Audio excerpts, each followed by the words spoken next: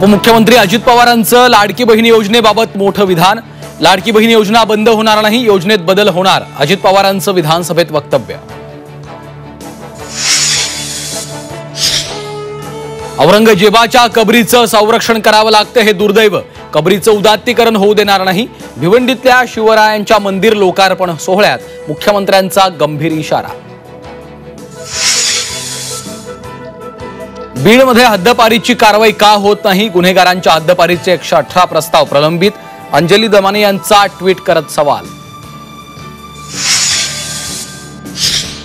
नाशिकच्या सिडको परिसरात पिण्याच्या पाण्यासाठी नागरिकांचं अनोखं आंदोलन, नळालाच हळदी कुंकू वाहत पुष्पहार अर्पण, पाणी प्रश्नाकडे प्रशासनाचं दुर्लक्ष असल्याचा आरोप।